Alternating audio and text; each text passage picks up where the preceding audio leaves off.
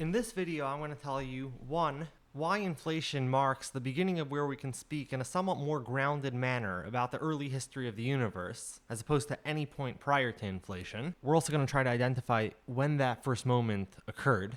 Second, I'm going to tell you what event is thought to have occurred precisely at the advent of inflation, namely the separation of the strong force from the electroweak force. And third, we're going to go through a brief overview of what the story of inflation is from beginning to end.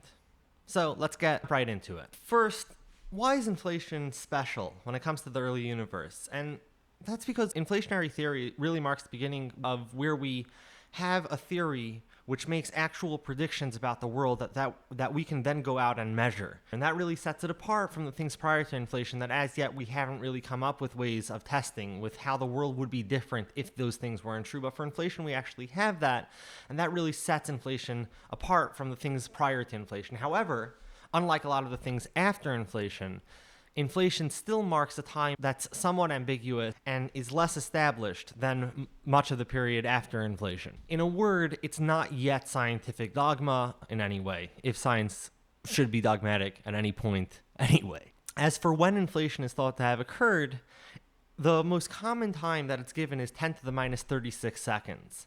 And that's very early to the beginning of the universe, but it's not quite the beginning. And when it comes down to it, we don't really know that it didn't happen before then. It could be going back as far as 10 to the minus 43 seconds, and it could have happened afterwards, going up to at least 10 to the minus 12 seconds, where the electroweak force is separated. But here we are at 10 to the minus 36, and that's the most common time given, and we're going to run with that just so that we can stand somewhere and explore the story from a perspective, because it's better to have a perspective, even if it's incomplete, than no perspective at all, because that's the only way that we can meaningfully engage with these ideas and explore them from an actual standpoint of here's what reality is. So we're going to assume, perhaps incorrectly, but not wildly incorrectly, that inflation begins at 10 to the minus 36 seconds for the sake of this exploration. We pick up our story at 10 to the minus 36 seconds, and it's at that moment that a very specific event is thought to have occurred, and we have very good reason for thinking that this event occurred. As we pull back the clock on the universe and move it smaller and smaller, the temperature increases, and at 10 to the minus 36 seconds, it reaches the temperature of 10 to the 28 Kelvin. And 10 to the 28 Kelvin is a special number, because we've conducted tests in particle accelerators that have found that as we increase the temperature, the forces begin to act in similar ways. And it's once you reach the 10 to the 28th that the strong nuclear force, the weak nuclear force, and the electromagnetic force are all acting in the exact same manner.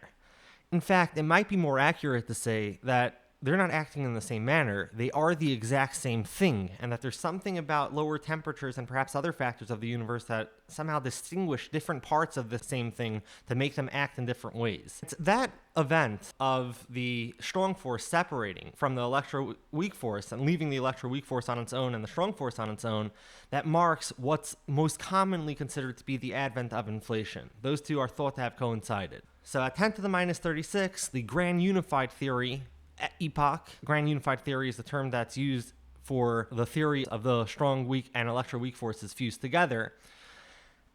So the grand unified theory epoch, the gut epoch, comes to an end at 10 to the minus 36, and it's at that point that the electroweak epoch and the inflationary epoch begin. Lastly, let's try to get a basic sense of what the unfolding of inflation looked like. And inflation is thought to have begun fast and then gotten progressively slower.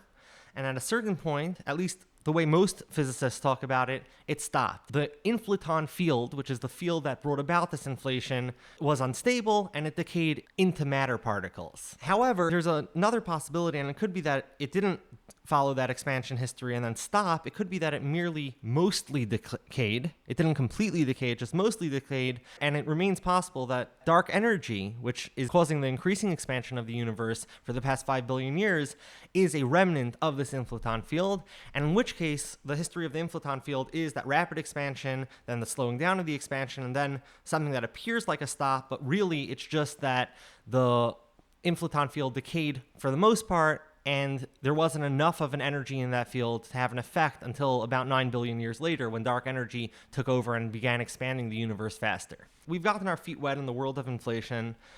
And now it's time to really go more in depth in inflation. What is that seed region that inflation began from? How did that come to be? And what exactly is the story of the unfolding of inflation?